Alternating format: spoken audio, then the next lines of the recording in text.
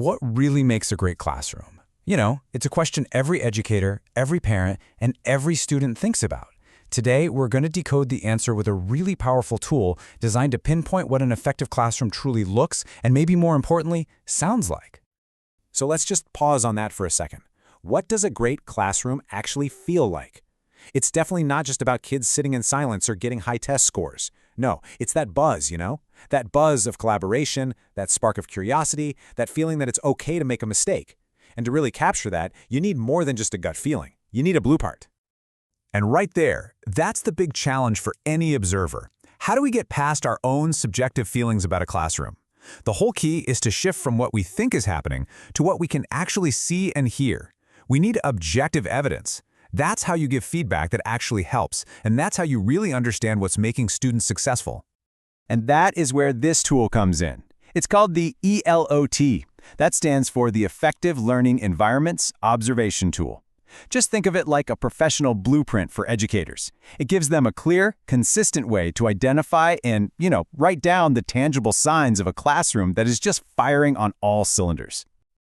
So, what does this blueprint actually map out? Well, it's built on 7 core environments.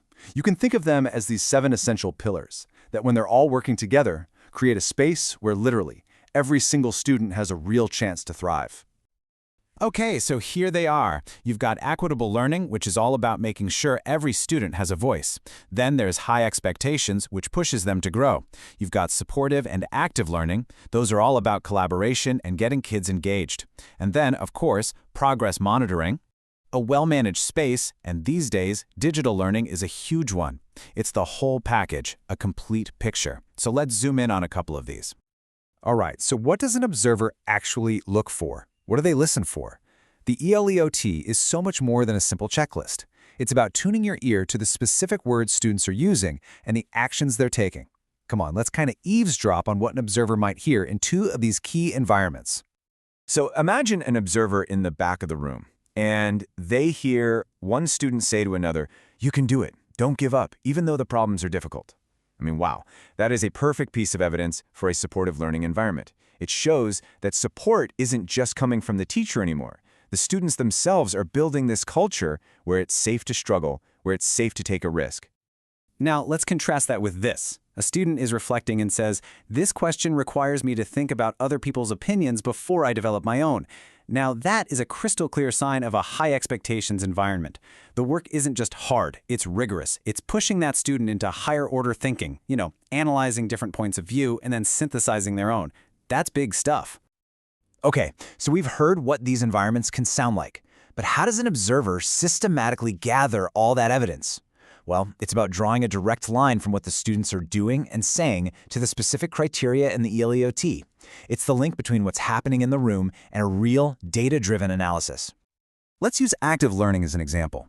So on the left here, you see what the learners might be doing. Asking questions, working in groups, pretty standard stuff, but look at the right side. That's the observer's job. They don't just see a group of kids sitting together. They're listening to figure out if it's true collaboration. They don't just hear a question. They're trying to see who is actually leading the discussion. The observer's role is to always dig one level deeper. So, after all this, the observer has pages of notes, quotes, actions, interactions. What happens next? This is where the magic happens. This is where all that rich qualitative evidence is systematically turned into a consistent rating. It gives a clear, objective snapshot of that classroom. And this is done using 4 key factors, and they're weighted in this exact order. The most important question, number 1, is this behavior routine and systemic? Is this just how things are done here? Is it part of the classroom's DNA? Then comes quality. Is it a deep application or just kind of superficial? Followed by quantity, how many students are actually doing it? And finally, frequency. How often did we see it happen? And here you can see how it all comes together in the rating rubric. For something to be rated very evident, that behavior needs to be a familiar routine practice, it has to be applied deeply by pretty much everyone, and you have to see it happen a lot. Now compare that to somewhat evident, which might be a one-off, superficial action by just a couple of kids. This rubric is what makes sure the final rating is built on a foundation of concrete evidence, not just a vibe. So after all that, why does this really matter? It is absolutely crucial to understand that the ELOT isn't about judging teachers. It's about empowering them. It's about giving them a shared language and a clear blueprint for success. The ultimate goal here is to create classrooms where students don't just soak up information, but where they actually learn to thrive, building resilience, confidence, and a genuine belief that they can succeed. And that leaves us with one final thought.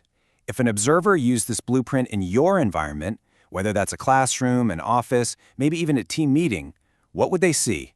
What would they hear? What kind of evidence would they find that learning is truly at the heart of everything you do? It's a pretty powerful question, and now you have the tool to help you answer it.